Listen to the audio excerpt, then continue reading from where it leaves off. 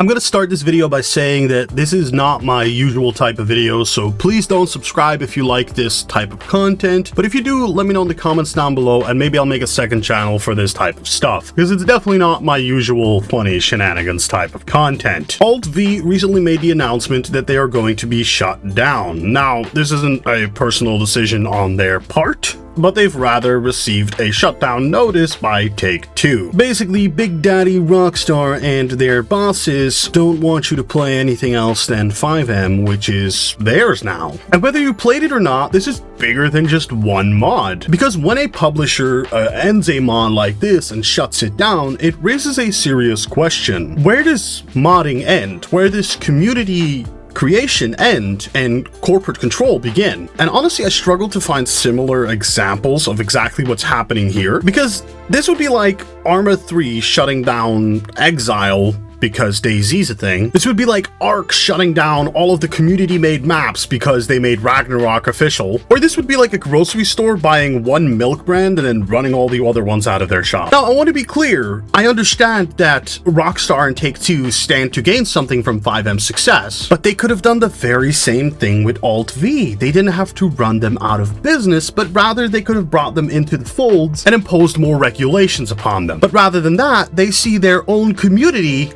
as competition, which I guess is a compliment to Alt-V. I mean, good job, guys. Now, for anyone who doesn't know, Alt-V was a third-party multiplayer framework for GTA 5, Grand Theft Auto 5, if you will. It allowed people to build custom roleplay servers, custom mechanics, entirely new gameplay loops, independent economies, and basically script worlds that barely resemble GTA Online. It's closer to real life than GTA in itself ever will be. Even GTA 6, I'm sorry. Because whatever they're going to do with roleplay is going to be some light version of what GTA 5's 5M or Alt-V have been for a decade. Now, to be clear, Alt-V wasn't some tiny hobby project. It powered massive RP communities that really grew out to be businesses and ended up building streamers and content creators and their whole careers on it. It created jobs for developers. It helped streamers build their careers. And it extended GTA 5's lifespan far beyond what anyone expected. Literally, I would have stopped playing GTA 5 probably over 6 years ago if I didn't get into 5M. Now, again, I'm a 5M player. I wasn't an Alt-V player, so this doesn't personally affect me, but I am someone who's heavily invested in early access games and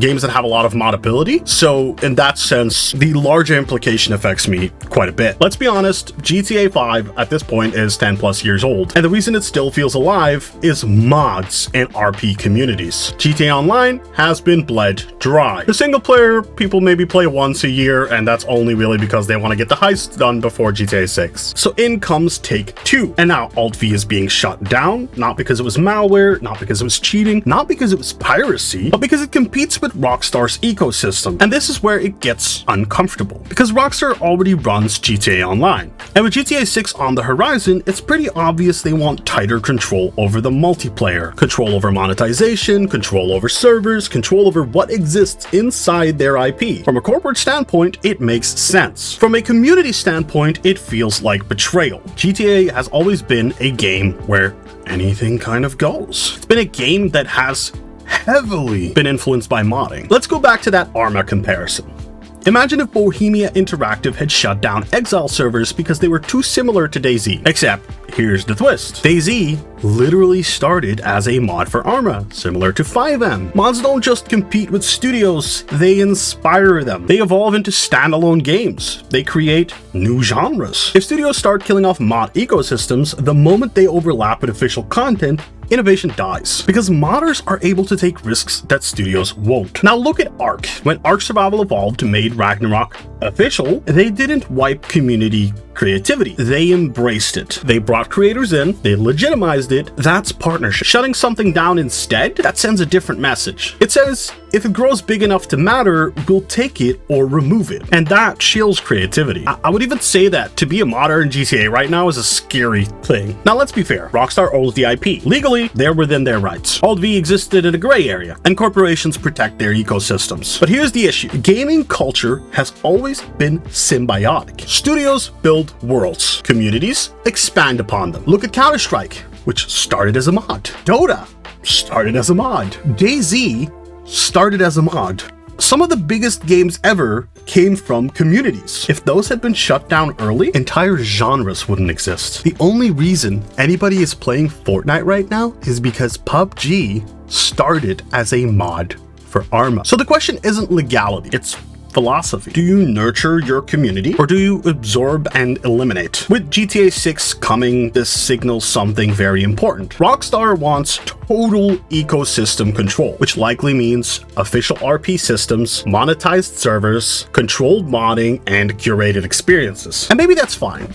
Maybe that's amazing, but the magic of Alt-V was never control. It was chaos. It was experimentation. It was freedom, just like 5M. And once companies realize they can do something like this without getting really too much backlash, you'll see it happen more, not less. I remember when 5M was bought up by Take-Two. I remember how many of my friends stopped playing, still have stopped playing. I remember how many servers got scared, how many servers got shut down because of new policies. Now, to be clear, I understand those policies, especially when it comes to graphic content, when it comes to unsavory content, when it comes to copyright infringement. You can't be driving a Mercedes in a server, for example. But anyways, let's get back to the milk analogy. Imagine a store buys brand A, now they own it, and then they choose to remove brand B and C from the shelves. Sure, they can do that, but customers lose choice. Competition disappears, and innovation slows down. That's what this feels like. It's less about protecting players and more about consolidating revenue. As a 5M player, if this had happened backwards, I wouldn't be playing GTA anymore. I'd stop. And I think that's what they're risking right now by shutting this down. They're risking losing a lot of players, and they're banking on, well, they'll just come over to GTA 6 when it comes out anyways. So honestly, in my opinion, what GTA really needs right now is a competitor. Something to light a fire under their ass. This isn't about hating Rockstar, by the way. They make incredible games. I mean, Red Dead Redemption 2's world is to die for. But it is about questioning the direction of this industry. When modding communities become threats instead of assets, gaming changes. So the real question is, are we entering an era where publishers tighten control over everything, or will community-driven ecosystems find a way to survive? Let me know what you think, because this isn't just about Alt-V, it's about the future of modding.